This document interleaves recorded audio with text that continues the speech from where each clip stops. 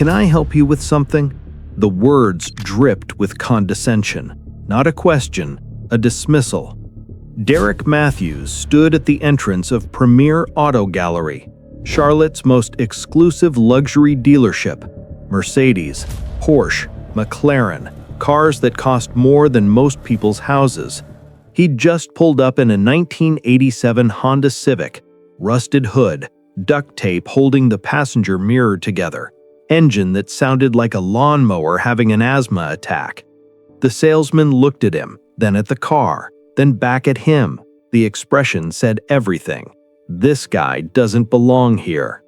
"Listen, buddy," the salesman's voice was patient, the kind of patience you use with children and confused tourists.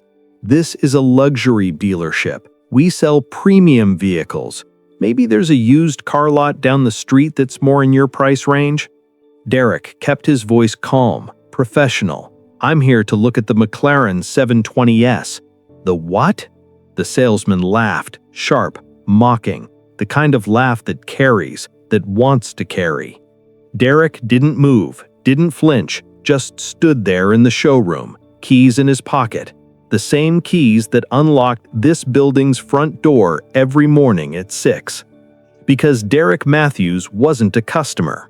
He was the owner. Former Formula One champion, 3-time world champion. Retired at 38 with nothing left to prove. Bought this dealership 6 months ago, paid cash, put his name on the deed but kept his face off the website. And he'd been driving that 1987 Honda Civic to work every single day, on purpose, testing his salespeople, testing their character, testing who they were when they thought nobody important was watching.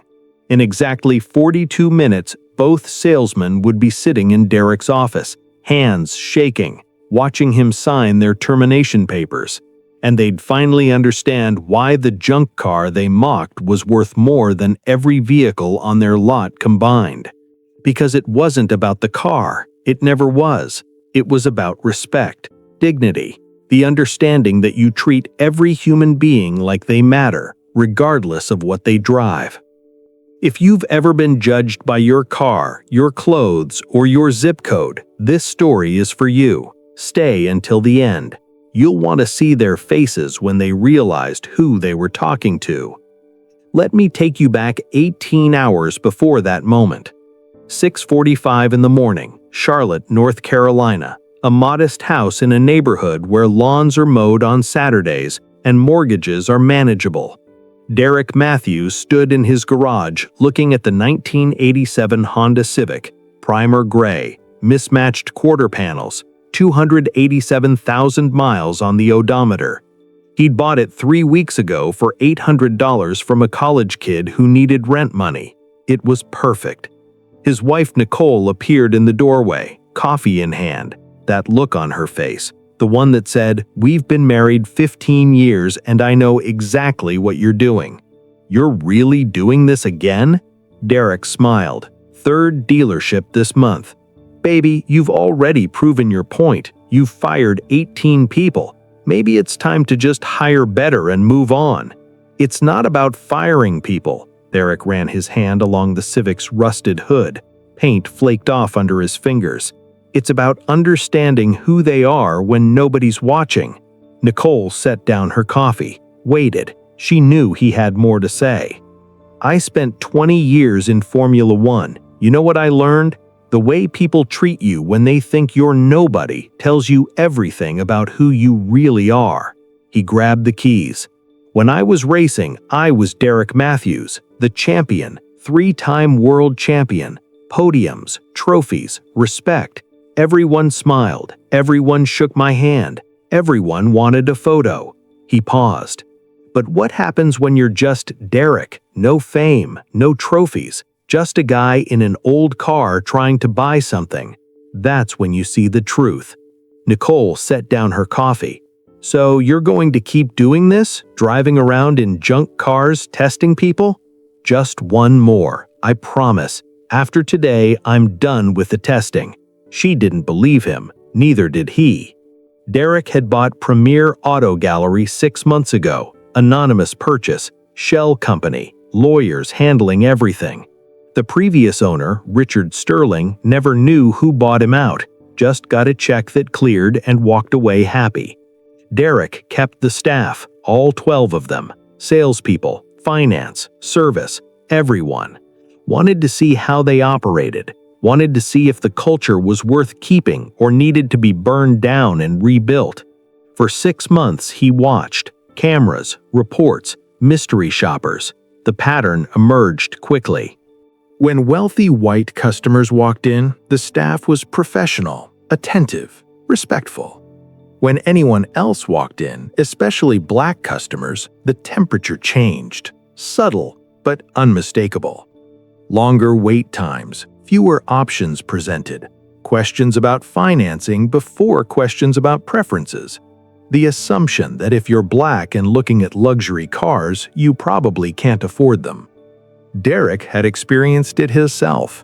Before Formula One, before the championships, before anyone knew his name. He was 19, just signed his first professional contract, had money for the first time in his life, walked into a Mercedes dealership in London. The salesman took one look at him, young, black, alone. "Are you sure you're in the right place?" Derek bought the car that day, paid cash, never forgot the look on that salesman's face. Shock, embarrassment, the realization that he'd almost lost a £50,000 commission because of an assumption. That was 26 years ago. Derek thought things would be different now, better. They weren't. So he started testing, city by city, dealership by dealership. Bought a dealership, dressed down, drove a junker, walked in like a regular customer. Watched what happened. Los Angeles, first dealership, fired 4 people in one day. Miami, second dealership, fired 6. Charlotte was number 3. He pulled the Civic out of the garage, engine rattling, exhaust smoking slightly. The whole car shook at idle like it was cold. Perfect. 7:30 a.m., Premier Auto Gallery. The showroom was glass and chrome, spotless floors, soft lighting. A McLaren 720S sat on a rotating platform in the center. Papaya orange, $300,000. Beautiful. Derek parked the Civic at the curb, not in the lot, at the curb where everyone could see it. He sat for a moment, watched through the window. 2 salespeople inside, both white, both male, both wearing suits that probably cost more than the Civic. The first one, Trevor, mid-30s, saw the Civic, saw Derek getting out, said something to his colleague. They both laughed. Derek noted it, kept walking. The door chimed as he entered. Both salespeople looked up. Trevor approached first, professional smile, but something changed behind his eyes. "The 720S? That's a beautiful vehicle. Have you had a chance to look at our pre-owned inventory? We have some excellent certified options that might be more." "I'm not interested in used cars. I want to see the McLaren." Trevor glanced at Brad, his colleague, backup. Brad wandered over, hands in pockets, chewing gum with his mouth open. "Everything okay here, Trev?" "Yeah, this gentleman is interested in the 720S. Brad looked at Derek, then out the window at the Civic, then back. "Sir, that's a $300,000 vehicle. Our financing requirements are pretty strict. Minimum credit score of 750, proof of income, down payment of at least 20%. Derek let the silence sit.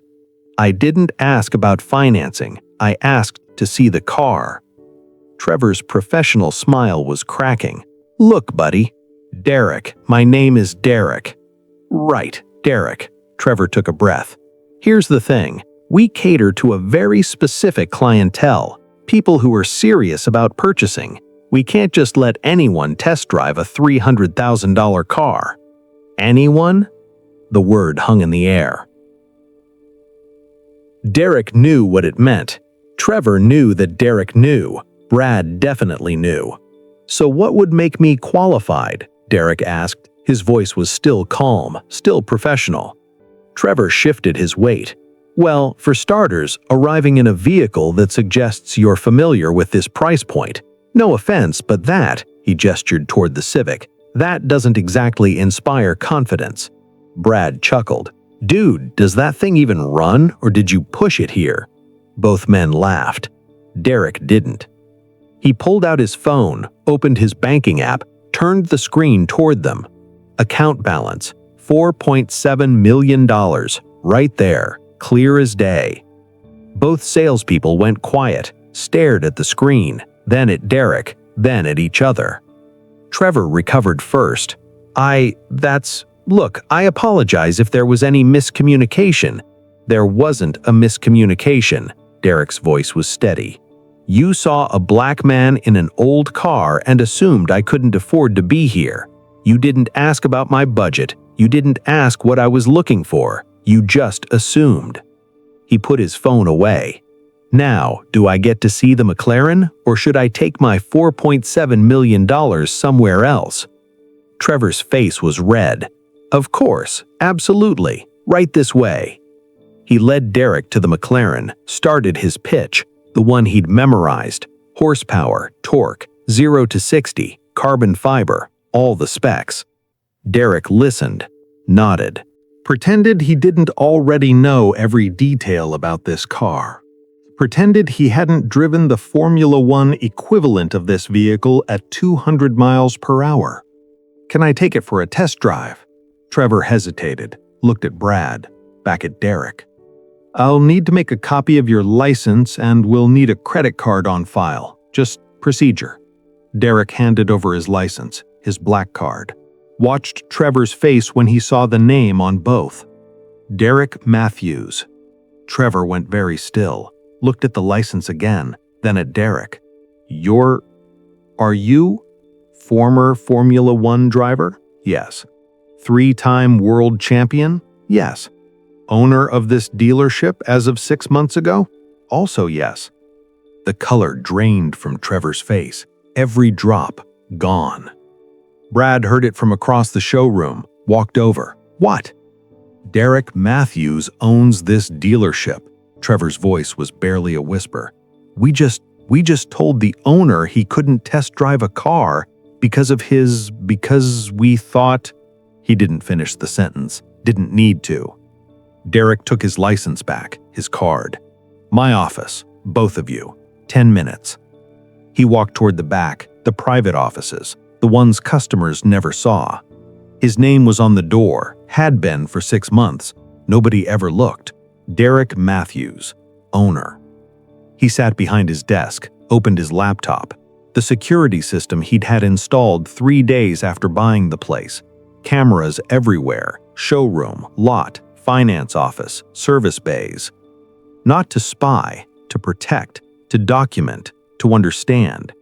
What he'd found over 6 months wasn't pretty. Trevor and Brad appeared exactly 10 minutes later, both pale, both sweating despite the air conditioning. Sit down. They sat. Derek didn't speak immediately. Let them sweat. Let them think about what they'd done, what they'd said, what it meant. Finally, do you know why I drove that car here today? Trevor shook his head, couldn't speak. Because I wanted to see who you really are, not who you are when you think I'm someone important, who you are when you think I'm nobody. He turned his monitor, showed them the footage he'd compiled. 6 months of interactions.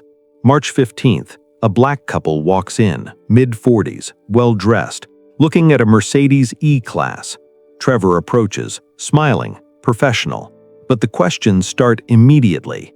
What's your budget? Have you been pre-approved for financing? Are you trading in the vehicle?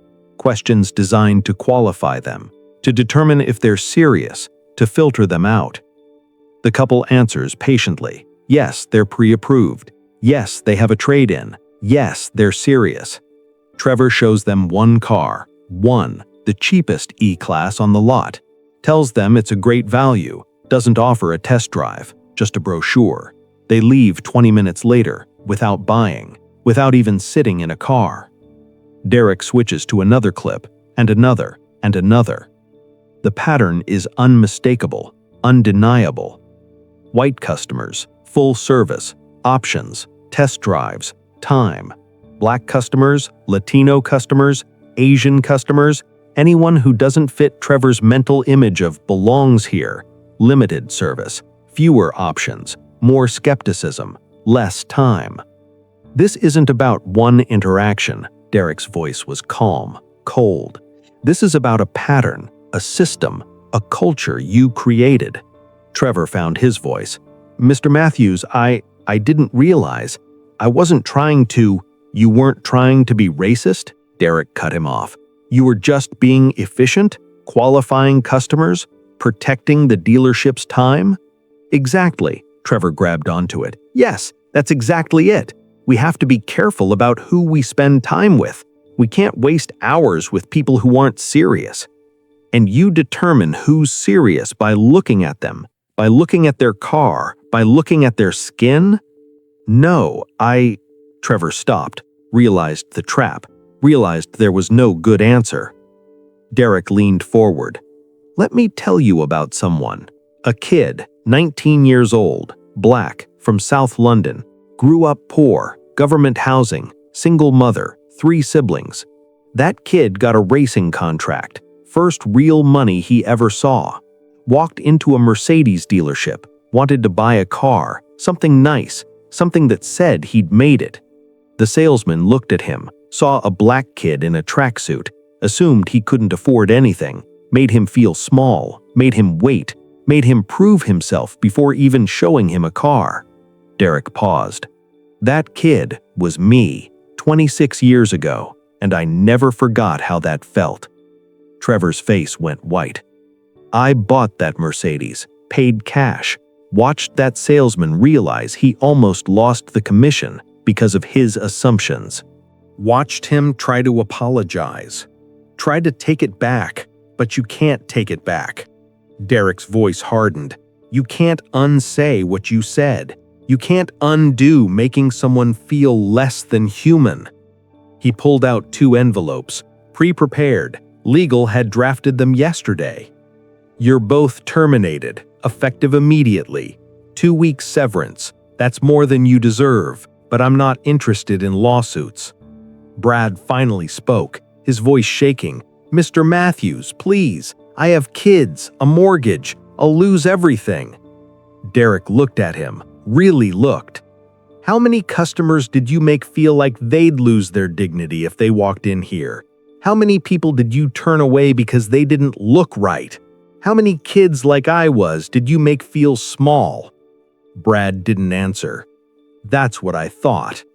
Derek stood. Security will escort you out. You have 15 minutes to clean out your lockers. But, Trevor tried one more time, everyone deserves a second chance, right? Isn't that what people say? You're right, Derek nodded. Everyone does deserve a second chance. Know who didn't get one? Every black customer who walked in here for the last 6 months and got treated like a criminal. Every person you assumed couldn't afford to be here. Every family who saved up for years to buy their dream car and got dismissed in 5 minutes. He opened his office door. They didn't get second chances from you, so no, you don't get one from me. Security arrived. 2 men, professional, polite, but firm. Trevor and Brad walked out, boxes in hand, heads down. Derek watched from his office window, felt nothing. No satisfaction, no vindication, just the cold understanding that this needed to happen. Nicole was right. He'd fired 18 people in 3 months, but every single one deserved it. The rest of the staff heard within minutes, whispers, rumors, fear. The owner had been here, undercover, testing. 2 people were gone. Who's next? Derek called an all-hands meeting, 2 p.m., conference room, everyone required. 10 people gathered, sales, finance, service, administration. Nervous, quiet, waiting. Derek stood at the head of the table, didn't sit, wanted them to see his face. I'm Derek Matthews. I've owned this dealership for 6 months. Most of you didn't know that. That was intentional. He could see the fear, the uncertainty. Good. Fear could be useful if it led to change. I'm not here to scare you. I'm here to be clear about who I am, what I expect, what this place is going to be. He pulled up the security footage again. Not the bad interactions, the good ones. Maria, sales associate, 28, Latina. He showed footage of her with a young black couple, first-time buyers, nervous, unsure.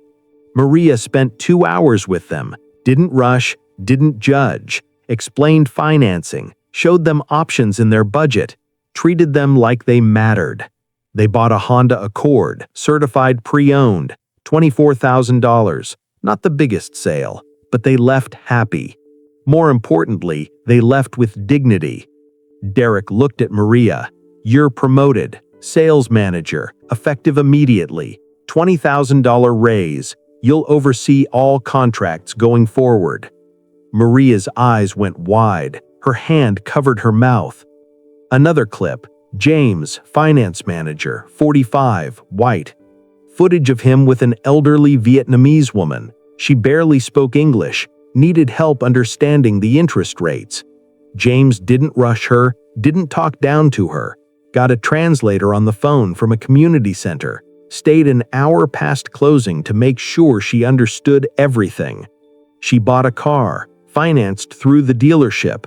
James could have pushed her into a worse deal, she wouldn't have known, but he didn't. James, you're head of finance now, $30,000 raise. You'll oversee all contracts going forward. James nodded, couldn't speak, overcome. Derek went through the team one by one, showed them who they were when they thought nobody was watching.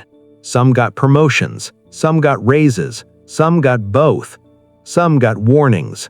I'm watching, shape up or ship out. By the end of the meeting, the message was clear. Treat people with respect. All people, every person, or you're gone. No second chances, no excuses, no tolerance. The culture had shifted. Not because Derek gave a speech, because he showed them he was watching, and he cared about more than sales numbers. He cared about character. If you've ever been disrespected for reasons you couldn't control, stay with me, because this story gets better. Derek's mission isn't done, and what happens next will show you what real leadership looks like. 3 weeks later, early June, the changes were visible. Premier Auto Gallery's customer reviews jumped from 3.2 stars to 4.6 stars. Revenue was up 22%, but more importantly, the customer demographics shifted. More Black families, more Latino families, more Asian families, more young people, more first-time buyers, people who had been avoiding the dealership for years, who'd heard it wasn't welcoming, who'd been turned away or treated poorly. They started coming back. Word spread. The dealership that treats everyone with respect. The place where you're not judged by your car or your skin color or your zip code. Maria hired 2 new salespeople, both people of color, both with experience being on the wrong end of discrimination. They knew what it felt like. They would never make someone else feel that way. Derek still drove the Civic, not every day, but often enough. A reminder to himself, to his team, to his customers, that respect isn't about what you drive, it's about who you are. One Saturday afternoon in mid-June, a kid walked in. Couldn't have been more than 22, black, wearing a Wendy's uniform, name tag still pinned to his chest. He looked around nervously, like he was waiting for someone to tell him he didn't belong. Maria saw him first, approached with a genuine smile. "Welcome to Premier. What are you looking for today?" The kid relaxed slightly. "I've been saving 3 years. I have $12,000. I want to know what I can afford." In the old culture, Trevor would have laughed, told him to try CarMax, made him feel stupid for even asking. Maria spent an hour with him, showed him 3 options, all in his budget, all good cars, all would make him proud. A Honda Accord, certified pre-owned, 35,000 miles, $11,800. A Toyota Camry, certified pre-owned, 42,000 miles, $11,500. A Mazda 3, certified pre-owned, 38,000 miles, $11,200. She explained maintenance costs, insurance estimates, registration fees, everything he needed to know. The kid chose the Camry, silver, clean, reliable. When he signed the papers, his hands were shaking, not from fear, from joy. First car, first major purchase, first time being treated like his money and his business mattered. Maria handed him the keys. "Congratulations, you're officially a car owner." The kid stood there holding the keys, looking at them like they were made of gold. "Thank you," his voice cracked. "You don't know what this means. Everyone else I went to, they looked at me like I didn't belong, like I was wasting their time." "You're not wasting anyone's time here," Maria said firmly. "Your money is just as green as anyone else's, and you deserve respect." The kid left with the biggest smile Derek had ever seen. Derek watched from his office, didn't intervene, didn't need to. That's what it looks like when you do it right. That evening, Derek drove home in the Civic. Nicole was waiting, dinner on the table, their Saturday ritual. "How was work?" "Good, really good." She studied his face. "You fired more people?" "No, actually promoted 3. And Maria sold a car to a kid who's going to remember that moment for the rest of his life." Nicole smiled. "So you're done testing?" Derek thought about it, took a bite of dinner, chewed slowly. "2 more dealerships. Miami needs a follow-up, and I'm looking at one in Atlanta." She laughed. "You're never gonna stop, are you?" He smiled. "Not as long as people are still being judged by their cars." Because here's the truth. The Civic isn't junk, it's a mirror. It shows you who people really are when they think you're nobody. And Derek Matthews, 3-time Formula One champion, owner of multiple businesses, multi-millionaire, will keep driving junk cars until people stop judging books by their covers, or in this case, drivers by their cars. But something else was happening. Something Derek didn't anticipate. Something that would change everything. Because Trevor and Brad didn't disappear quietly, and their next move would test everything Derek had built. The lawsuit arrived 3 weeks after the terminations. Thick envelope, embossed law firm letterhead, Cole Harrison and Associates. The same firm that defended corporations, the same firm with a 90% win rate. The charges? Wrongful termination, discrimination, emotional distress, defamation. Derek read it in his office, twice, then called his attorney. David Morgan, 58, been Derek's lawyer for 15 years, handled contracts, real estate, clean stuff. This isn't clean. "Derek, I need you to read something." Derek scanned the lawsuit, sent it over. 5 minutes later, David called back, his voice tight. "Derek, this is bad. They're claiming you fired them because they're white, that the whole thing was a setup, that you intentionally created a situation to justify termination based on race. That's insane." Is it? Think about it from their perspective. New black owner drives a junker, records their reaction, fires them immediately. They're spinning it as reverse racism. Derek's jaw tightened. "I have 6 months of footage showing a pattern of discrimination, which you collected without their knowledge. Their lawyer is going to argue that's entrapment, that you were looking for a reason to fire them from day one." "I was looking for a reason not to fire them." Derek's voice was hard. "They gave me 12,000 reasons to do it."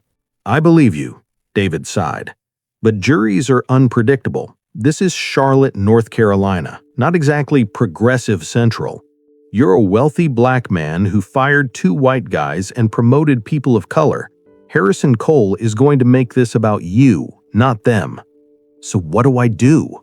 We fight, but it's going to cost you time, money, reputation. Cole doesn't take cases he doesn't think he can win. Derek thought about the kid with the Camry, about Maria and James, about the culture he was building. I'm not settling. I didn't think you would. David's voice softened. But Derek, this is going to get ugly. They're going to drag your name through everything. Your racing career, your finances, your marriage, everything. Let 'em try. Derek hung up, sat in his office, the Civic keys on his desk, worn, rusted, the keys to a car worth $800. The keys to a test that cost 2 men their jobs and might cost Derek everything. But he wasn't backing down.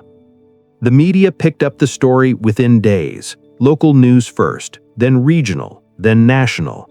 Former F1 champion faces discrimination lawsuit. Black dealership owner accused of reverse racism. Did Derek Matthews go too far? The comment sections exploded, divided, predictable.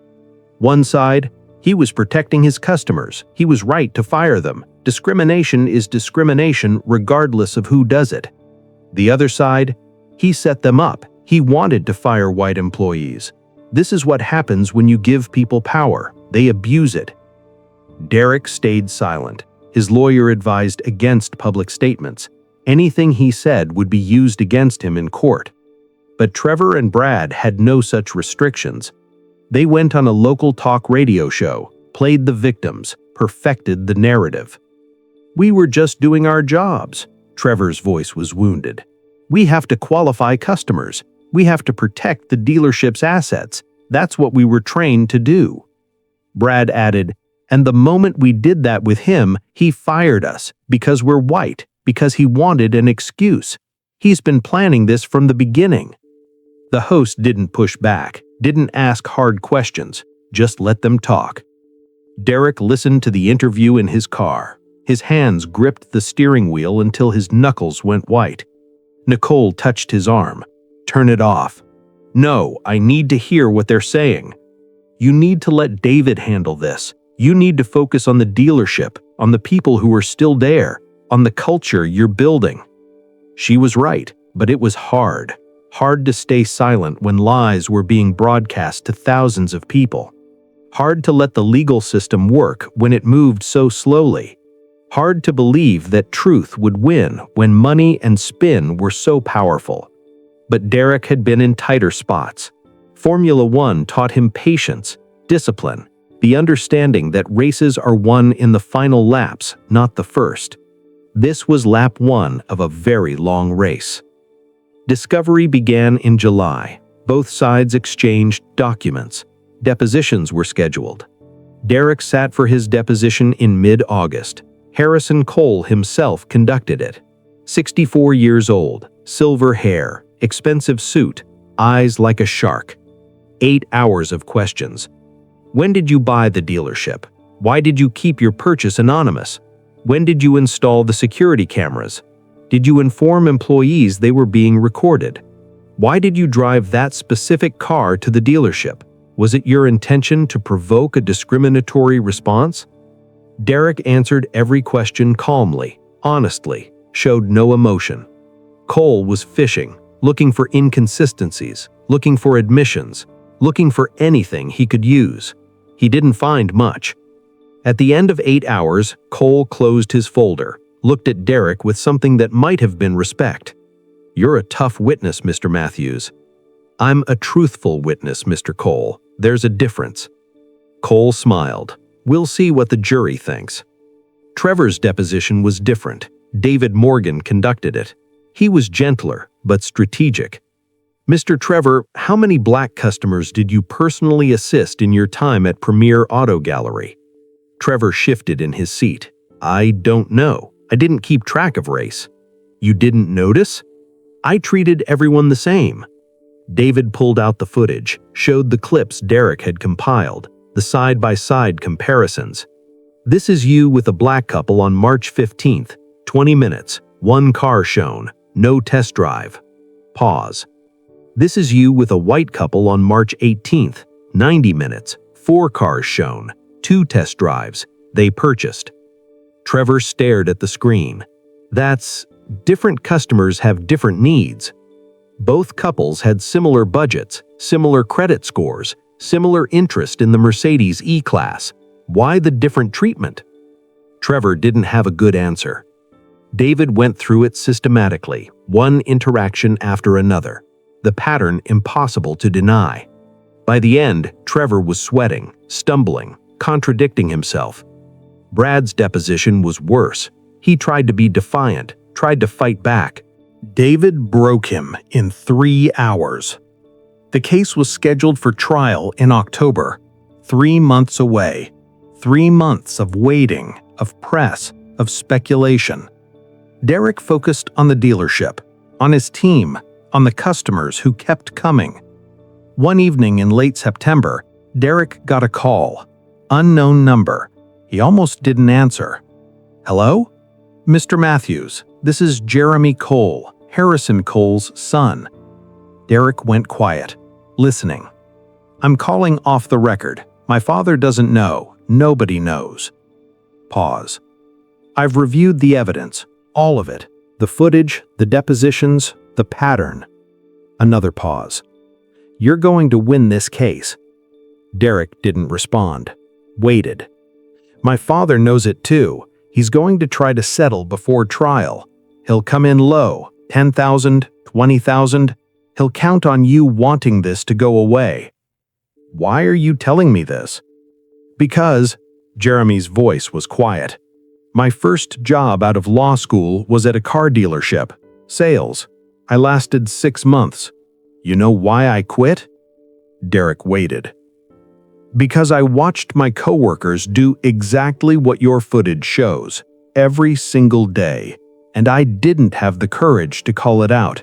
I just quit, walked away, told myself it wasn't my problem. Long silence. You didn't walk away. You bought the dealership. You fixed it. You did what I should have done. Jeremy, Derek said carefully, if your father finds out you called me, he won't, Jeremy cut him off. But when he offers to settle, don't take it. Make them go to trial. Make them answer for what they did. Click. Derek sat in his car, the Civic, parked outside the dealership, sun setting over Charlotte. He thought about Jeremy, about courage, about doing the right thing even when it costs you. Harrison Cole never made a settlement offer. The trial started October 15th, Mecklenburg County Courthouse, Judge Patricia Martinez presiding. 12 jurors, 7 women, 5 men, mixed races, mixed ages. Impossible to predict. Harrison Cole gave the opening statement, smooth, practiced, 30 years of experience on display. This case is about a man who set a trap, who deliberately created a situation designed to provoke a specific response, and when he got that response, he used it as an excuse to fire 2 hard-working employees and replace them with people who looked like him. Derek's attorney, David Morgan, was next, less polished, but more genuine. This case is about 2 men who treated customers differently based on the color of their skin, who created a hostile environment for anyone who didn't fit their definition of belongs here. And when their boss discovered it, he did what any responsible owner would do. He fired them. The trial lasted 9 days. The footage was played. All of it. The side-by-side comparisons. The pattern, undeniable. Maria testified, described the culture before Derek, the whispered comments, the jokes, the casual racism nobody challenged. James testified, confirmed it, said he'd thought about quitting multiple times but needed the job. 3 customers testified, black families who'd been treated poorly, who'd left without buying, who'd told their friends to avoid Premier. Trevor and Brad testified, defended themselves, said they were just being efficient, just doing their jobs. The jury didn't buy it. Deliberation took 4 hours. The foreman stood, a black woman in her 50s, a teacher. Derek had noticed her taking careful notes throughout the trial. In the matter of Trevor Hutchins versus Derek Matthews and Premier Auto Gallery, we find in favor of the defendant. In the matter of Brad Wilson versus Derek Matthews and Premier Auto Gallery, we find in favor of the defendant. The courtroom exhaled. Trevor's face went white. Brad stared at the floor. Harrison Cole closed his briefcase without a word, walked out, professional to the end. David Morgan shook Derek's hand. His grip was firm. "We won." "No," Derek said, looking at the jury. "Truth won." Outside the courthouse, reporters were waiting. Cameras, microphones, questions shouted before Derek even reached the steps. "Mr. Matthews, how do you feel about the verdict?" Derek stopped, looked directly at the cameras. "I feel like justice was served, but I don't feel victorious, because this case never should have happened. 2 men chose to treat customers with disrespect. They chose to make assumptions based on skin color. They chose to create a hostile environment." He paused. "I didn't trap them. I gave them an opportunity to do the right thing. They failed. And when you fail at treating people with basic human dignity, there are consequences." "One more question," a reporter pushed forward. "Would you do it again? Drive the car? Test your employees?"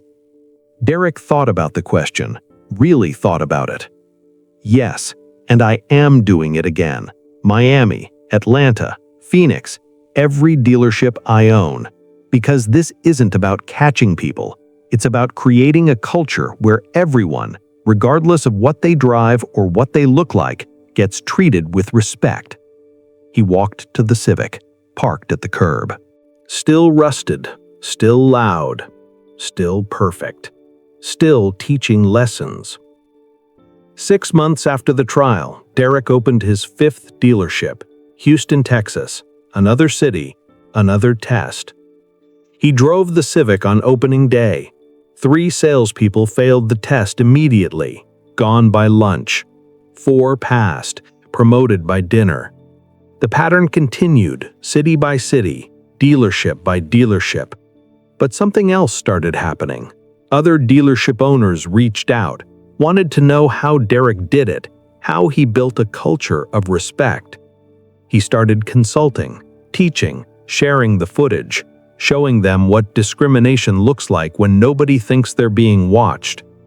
Some owners got defensive, made excuses. Derek walked away from those. Others got it, saw the problem, wanted to fix it. Derek helped them. Within 2 years, 43 dealerships across 12 states had implemented Derek's training program, the Respect First initiative. Simple rules: treat every customer the same, judge people by their character, not their car. Create consequences for discrimination. It wasn't revolutionary, it was basic human decency. But in an industry built on assumptions and appearances, it was revolutionary. Trevor found work eventually, different state, lower position. He never got back to where he was. But 6 months after the trial, Trevor sent Derek a letter. Handwritten, 3 pages. "Mr. Matthews, I wanted to thank you." Derek read that line twice, confused. "When you fired me, I was angry. I thought you were unfair. I thought I didn't deserve it. I thought I was the victim. I was wrong. I spent 6 months thinking about what I did, how I treated people, the assumptions I made, the damage I caused. I got a job at another dealership, smaller, different city, and I've been doing it differently, treating everyone the same, really the same, not just saying it. And something strange happened. I started selling more cars, because people trust me now. They can tell the difference between someone who's respecting them and someone who's just trying to make a commission. You were right. I just couldn't see it until I lost everything. Thank you for firing me. I needed it." Derek folded the letter carefully, put it in his desk drawer next to his father's watch. Some people can change, given the right motivation. Trevor was one of them. Brad wasn't. Brad filed for bankruptcy 2 years after the trial, lost his house, his car, his family. Blamed Derek for everything. Never took responsibility, never looked in the mirror. Some people can't be taught, can't be reached, can't be saved. Derek made peace with that. 3 years after buying his first dealership, Derek's phone rang. Nicole's name on the screen. Turn on the news, channel 14. He grabbed the remote, clicked on. A segment about him, about the Respect First initiative, about the culture change sweeping through dealerships nationwide. And there on screen was the kid, the one who'd bought the Camry 3 years ago, now 25, wearing a suit, being interviewed. I walked into Premier Auto Gallery 3 years ago wearing a Wendy's uniform. I had $12,000 I'd saved for 3 years. I expected to be laughed at, to be turned away, to be told I didn't belong. The kid smiled, the same smile from that Saturday afternoon. Instead, Maria treated me like I was buying a Rolls-Royce. She spent an hour with me, answered every question, made me feel like my business mattered. He paused. That Camry changed my life, but what really changed my life was being treated with respect, with dignity, like I was somebody. The interviewer leaned forward. "Where are you now?" "I'm a sales manager at a dealership in Houston, and every day I think about how Maria treated me, and I make sure every customer who walks through my door gets that same respect." The camera pulled back, showed the dealership behind him. Premier Auto Gallery, Houston. Derek's 5th location. The kid was working for him, and he didn't even know it until this moment. Derek called Maria, his voice tight with emotion. "Did you know that Cameron works in Houston?" "Yeah," she sounded proud. "He called me 6 months ago, asked for advice about getting into the business. I told him to apply, told Houston management he was worth taking a chance on." She paused. "He's your best salesman, by the way. Outsells everyone. Know why? Why? Because he treats every customer like they're buying their first car with money they saved for 3 years." Derek hung up, sat in his office, the Civic keys on his desk. This was what it was all about. Not the firings, not the lawsuits, not the vindication. This, the ripple effect, the culture change.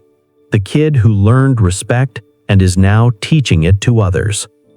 If you've stayed with me this long, thank you, because this is the part that matters most. The part where one decision, one test, one junk car creates a wave that touches thousands of lives.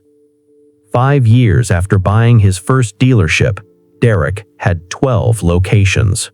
All running the same program, all built on the same foundation. Respect first, always. Revenue was up 340% across all locations. Customer satisfaction was at 96%. Employee retention was at 94%. But the number Derek cared about most was different.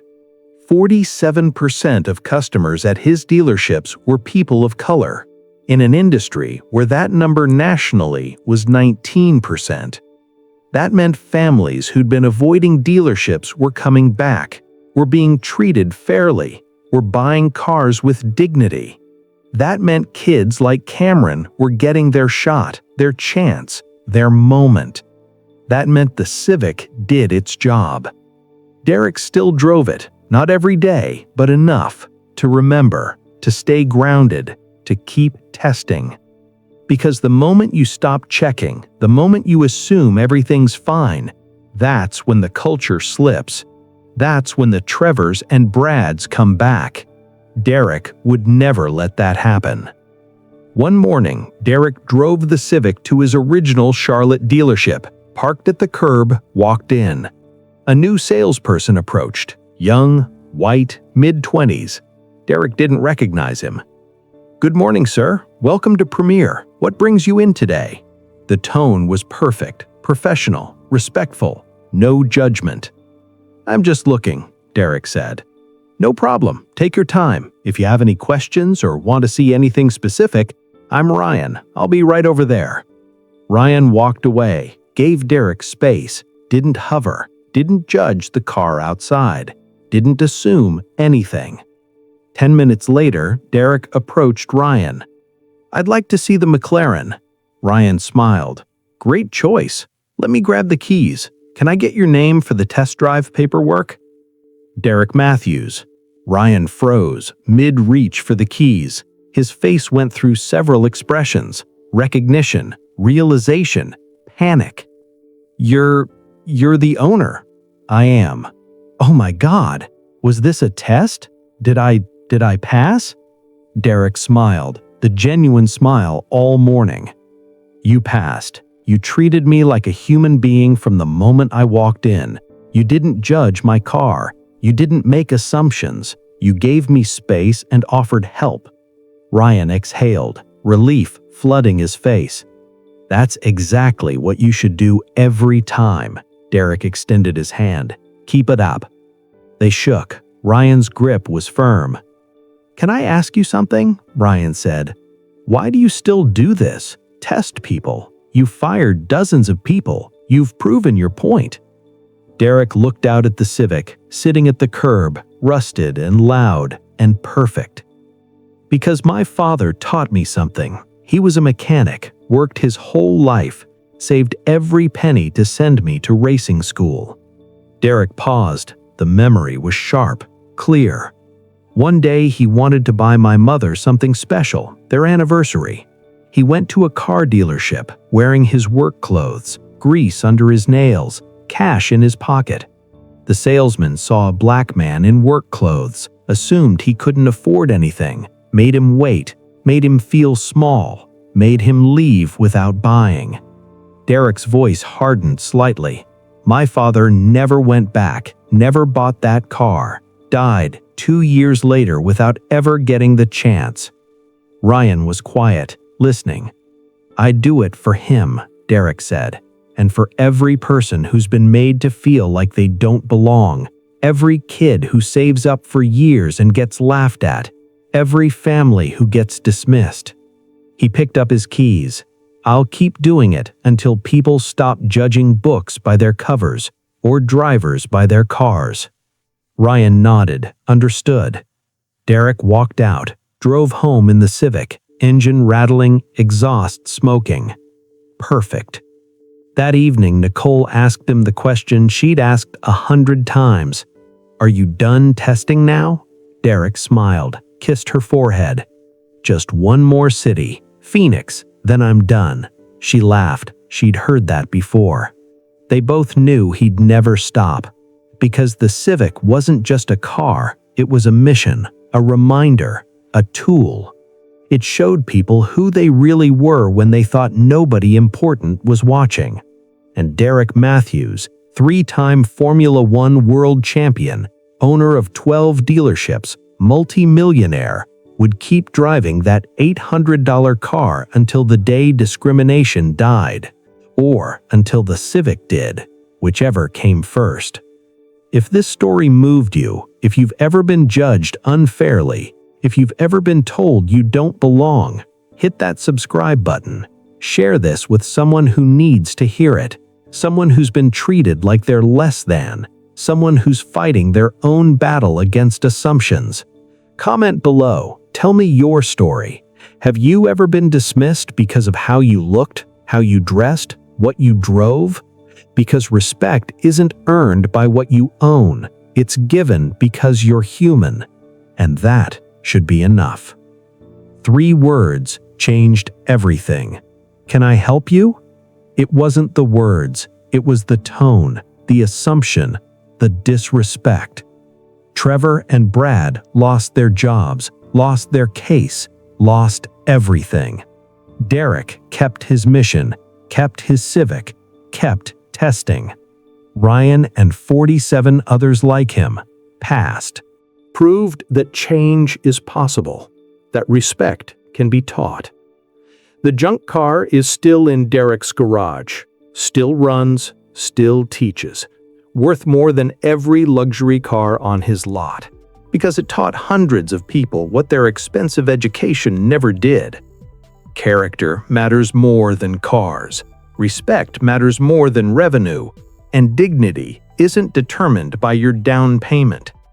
Don't judge a man by his car. Don't judge a customer by their clothes. And never underestimate someone just because they don't look like what you expected. You never know who's really behind the wheel.